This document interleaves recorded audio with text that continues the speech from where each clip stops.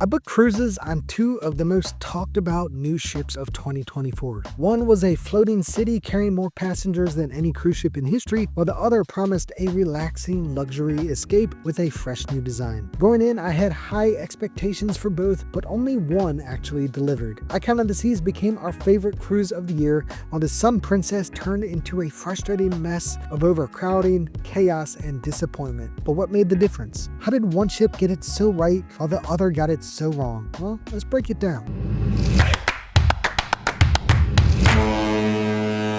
Hey y'all, I'm Evan with Family at Sea, where we help make every cruise unforgettable. In today's video, I'm breaking down our best and worst cruise of 2024, and let me tell you, the difference between them was shocking. We sailed on two of the most talked about new ships of the entire year. One, a massive record-breaking floating city, and the other promised a smooth luxury escape, but only one actually delivered. So in this video, I'm going to cover what actually makes the difference between an amazing cruise and a frustrating one, while bigger doesn't always mean overcrowded, and why luxury doesn't always mean smooth sailing, and what you need to know before you book either of these ships. So stick around, because this could save you from wasting thousands on the wrong cruise. If you're ready, I am. Let's go.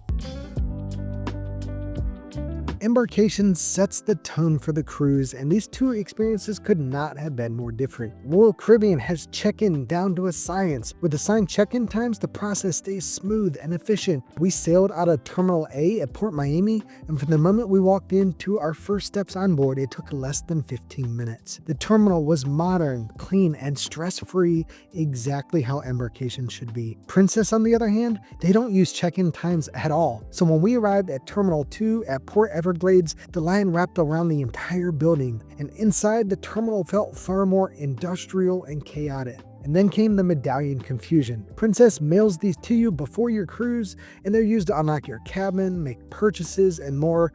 But at check-in, they realized mine was assigned to my son, and my son's was assigned to me. And it wasn't a huge deal, but we had paid extra for custom designs for each of us, and it meant we had to go spend time at guest services instead of enjoying our cruise. Just one of the many little mistakes that made everything feel more frustrating than it needed to be. And if that wasn't enough, as we were walking up the gangway to board, alarms started blaring and we were stopped in place. There's some sort of alarm going off.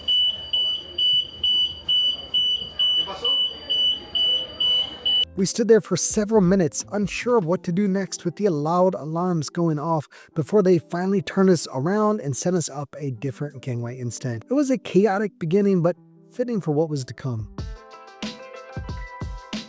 From thrilling attractions to quiet places unwind, a ship's activities can make or break your experience. While we didn't expect the Sun Princess to match the action-packed energy of the Icon, it also fell short of delivering the luxury and relaxation it promised. On the Icon, the Royal Promenade was the hub of the ship, full of life but never overwhelming. It had a constant energy with bars, shops, and activities, keeping things fresh without feeling congested.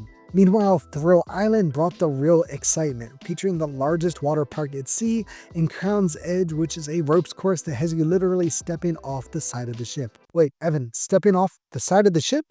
That sounds like a terrible idea. Yeah, it feels like a terrible idea, right up until you do it. And then, easily one of the most thrilling attractions at sea. It was a huge hit. However, not everything was perfect. The adults-only area was too small for the demand. While the Overlook offered a quieter retreat, it lacked a pool or hot tub, making it a disappointing experience for those hoping for a true Solarian experience. The Sun Princess, in contrast, centered around the piazza, which was lively but often uncomfortably packed. In the evenings, it became so crowded that simply walking through was a challenge, and the smoke from the adjacent casino only made things worse. The ship was originally designed with Park 19, an adventure zone meant to bring new thrills to Princess cruises, but it was scrapped after the ship already launched when they couldn't get things to work right. Many Princess loyalists were happy about this change, but for families who booked expecting an exciting new activity space, its replacement, a sports court with basketball and pickleball, was a major disappointment. Beyond that, the pools were way overcrowded, and trying to grab a bite on the Lido deck during peak hours meant waiting in lines that stretched beyond 30 minutes. While Princess isn't as family-focused as Royal Caribbean, the kids' club was completely overwhelmed. It was over capacity for most of the cruise, leading to long waits for drop-off and pickup. Our kids also mentioned it was way too hot inside, making it totally uncomfortable after staying there for any period of time. In the end, the Icon delivered a fun, energetic experience, while the Sun Princess struggled with overcrowding, long waits, and missed expectations. A ship's vibe isn't just about the decor and things to do, it's about how it feels to be on board. While these two ships had very different atmospheres, the biggest difference came down to crowding and stress levels. Despite being the largest cruise ship in the world, the Icon rarely ever felt crowded. With smart layout design and great crowd management, you'd never guess you were sharing the experience with over 7,000 passengers. While it's a very family-friendly ship, kids were rarely overwhelming. Outside of the main pool areas and the kids club drop-off, the kids blended into the experience rather than dominating it. The experience on the Sun Princess was the complete opposite. It was easily the most crowded cruise we have ever been on. The entire week felt like we were simply moving from one long line to the next. While Princess isn't known as a family cruise line, our sailing had over 700 kids on board. The ship is simply not designed to handle that many families, so unlike the Icon where the kids simply blended into the experience, on the Sun Princess you felt the kids' presence everywhere you went. Wait, Evan, so a ship with 7,000 people somehow felt less crowded than one with 4,000? Make that make sense. I know, it sounds crazy, but that's exactly how it was. One of the biggest surprises, though, was the overall mood on board. We always meet great people on cruises, and the Sun Princess was no exception, but also the passengers were noticeably more stressed on the Sun Princess. Many loyal Princess cruisers told us not to judge the brand based on this ship, saying it wasn't representative of its typical Princess experience. And honestly, we believe them. Before we continue, if you're thinking about booking a cruise, whether it's on one of these ships or something completely different, my friends at Cruises It can help you get the best possible deal. They have access to exclusive rates, onboard credits, perks, and discounts you won't find anywhere else. Plus, their cruise fare watch system tracks price drops until final payment, so you never overpay. To book your dream cruise at the best possible price, click the link in the description below to get started. And if you love cruising and want to make sure you always get the best experience, hit that like button and subscribe. And make sure you get more tips, honest reviews, and cruise insights to help you plan the perfect trip. I've got some really exciting content coming, so you're not going to want to miss it. A ship's layout can have a big impact on how enjoyable or frustrating your time on board feels, and these two ships prove that bigger doesn't always mean harder to navigate. Despite being the largest cruise ship in the world, the Icon of the Seas was surprisingly easy to get around. Thanks to smart wayfinding signage and a well-designed layout, everything felt intuitive. You always knew where you were going and it never felt confusing. Sun Princess, on the other hand, well, someone we met on board aptly nicknamed it the "you can't get there from here" ship. And they weren't wrong. With dead ends, awkward layouts, and areas where you had to go upstairs just to get back down again, it felt like a maze at times. Poor signage only made things worse, and it was easy to see why so many passengers called it one of the most confusing ships they've ever sailed on. Both ships use smart elevators where you select your floor before entering and it assigns you to a specific car, but despite Icon carrying nearly twice as many passengers, its system ran far more smoothly with shorter wait times and fewer frustrations. One ship felt like it was designed by a team that actually wanted you to enjoy your vacation, and the other, well, let's just say it felt like maybe someone stacked a bunch of rooms together like a game of Jenga and hoped for the best. I'm rocking that monkey maze, you know what I'm saying? When it comes to food and dining, both ships offer a variety of included dining options and specialty restaurants, but the overall experience couldn't have been more different. On the Icon, the food and service were consistently excellent.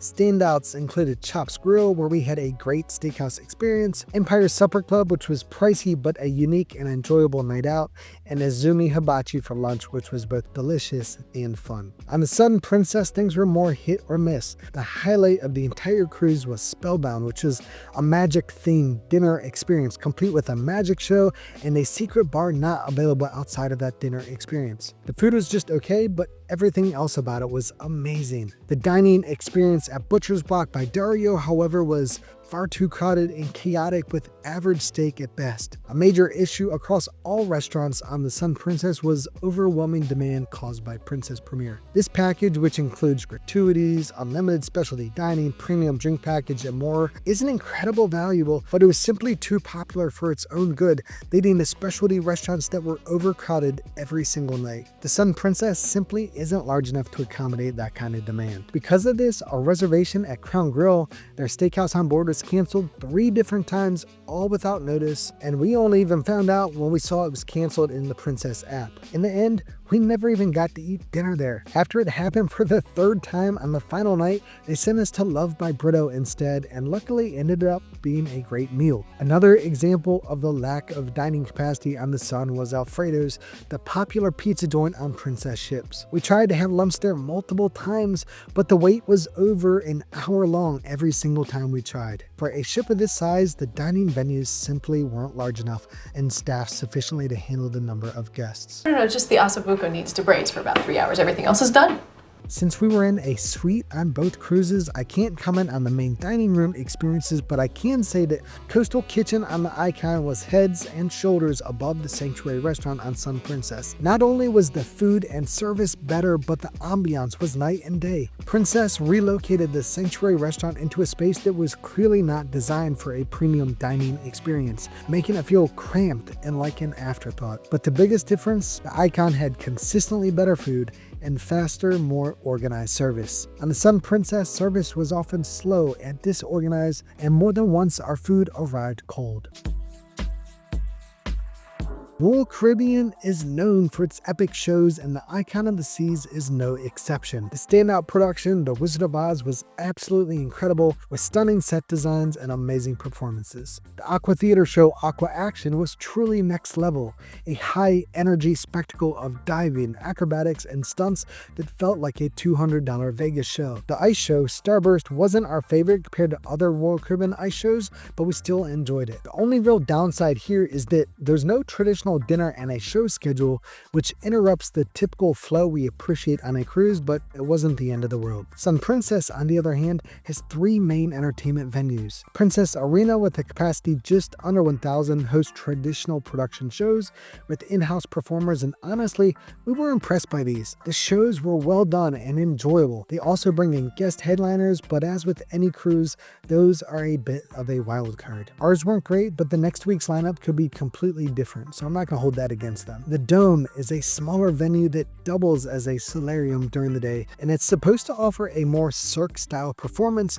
but due to an accident the week before our sailing, these shows were actually canceled for our entire cruise. Okay, Evan, but real quick, why are they designing cruise ships with venues that can't even fit the people who want in to see the shows? That's a great question, but when the shows do run, the Dome's 250 seat capacity is nowhere near enough for a ship with over 4,000 passengers. In fact, from everything I've read and heard from others that have been on the Sun Princess, to get a show in the Dome, you've got to line up more than an hour in advance just to be sure you get a seat. This mismatch between venue size and passenger numbers is a recurring issue across the ship, making it difficult to enjoy many of the entertainment offerings. And then there's the Piazza, where they mix in game shows, acrobatics, and other entertainment. It's fun to catch while passing through, but the seating, it's not great. If you're not right up front, you're basically peeking over other people's heads to try and get a view. For a lot of people, hitting the casino is just part of the fun on a cruise. But let me tell you, the experience on these 2 ships could not have been more different. On the Icon, the setup actually makes sense. The casino is split into 2 large sections, one for smokers and one for non-smokers, with a bar in the middle. It's not perfect, as some smoke does drift over, but it's nothing that ruins the experience. And the best part? Since Royal Caribbean isn't handing out many comps yet on the Icon, the casino was never packed. No fighting for a table, no waiting for a slot, and you could just walk up and play. The experience on the Sun Princess, on the other hand, could not be more different. Now, I gotta warn you, Clark, they don't play the same games here as they do at them regular casinos.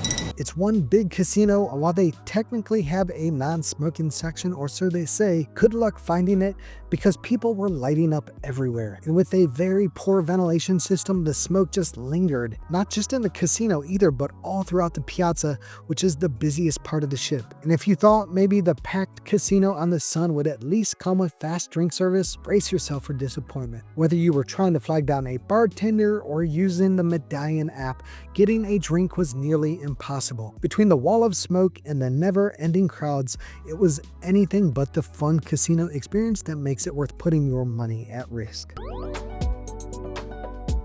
Guest services isn't something you think about much until you need it. And on these two ships, let's just say one handled it much better than the other. On the Icon, it worked exactly as you'd hope. There were some lines during peak times, but things moved efficiently and the wait times were rarely long. The one time I needed to visit guest services when I lost my SeaPass card, they had me sorted out in minutes and were genuinely friendly about it. The Sun Princess was a different story entirely. Guest services is tucked away on deck 6, far away from the main action, which might have been intentional because the lines were brutal. It didn't seem to matter what time of day it was, the lines were long, with passengers getting more frustrated by the minute. So Evan, basically it was a cruise version of waiting at the DMV. Yep, pretty much. It felt like the poor crew and guest services were constantly overwhelmed and simply could not keep up with the demand. A pro tip for you here though, if you do need assistance on the Sun Princess, you can attempt to skip the line and use the chat feature in the Princess app. It's easy to miss, but for certain issues, it can save you a ton of time and frustration. Technology is a category I don't always cover, but when it's supposed to make your cruise experience better, it's worth talking about. Princess is leading the way in cruise technology with their Medallion system, replacing the traditional SeaPass card with a small wearable device. It does everything a SeaPass does, unlocks your room, makes purchases, and checks on your reservations, but it also has some huge potential benefits as well. You can track and locate your family on board, and even offer food and drinks from the app to be delivered to you anywhere on the ship. In theory, it's brilliant, but in reality, not so much. Over our 7-day cruise, we placed 8 different orders with it, and only one was actually delivered. Hello, IT? Have you tried turning it off and on again? When I asked a crew member about the delivery issue, they admitted they simply don't have enough staff to fulfill all the orders, so most of them they never even attempt. Meanwhile, Royal Caribbean doesn't currently have anything like this, though they are beta testing a similar new system in a limited capacity on their new Star of the Seas that debuts later this year. As of now though, Princess has a huge start in this space, and if they can figure out how to actually get it to work as promised, it would be a game changer. But for now, it's a great idea with frustrating execution.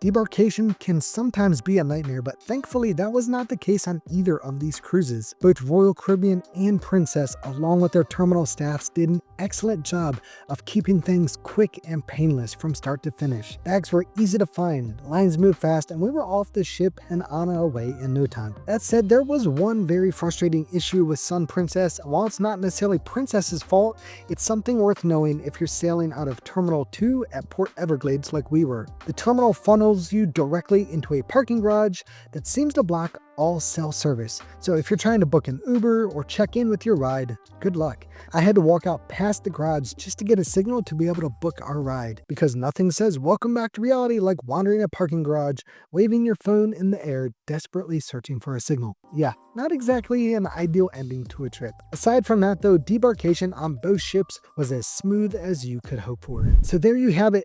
2 of the most anticipated new ships of the year, but 2 completely different experiences. Looking at everything side by side, it's clear why Icon of the Seas was our favorite cruise of the year, why Sun Princess ended up being the worst. Same year, same type of trip, but the little and not so little details made all the difference. And while picking the right ship can make or break your cruise, there's something else that can impact your experience just as much: how much you spend. The bad news? Cruising can get expensive fast if you're not strategic. The good news? There are plenty of ways to save without sacrificing the experience. In this next video, I'll break down the smartest ways to save on your next cruise, from hidden discounts and booking tricks to onboard hacks that can save you hundreds. Click it now and I'll show you exactly how to cruise smarter and spend less. And as always, thank you for watching, and until next time, may your seas be smooth and your horizons wide. Bon voyage!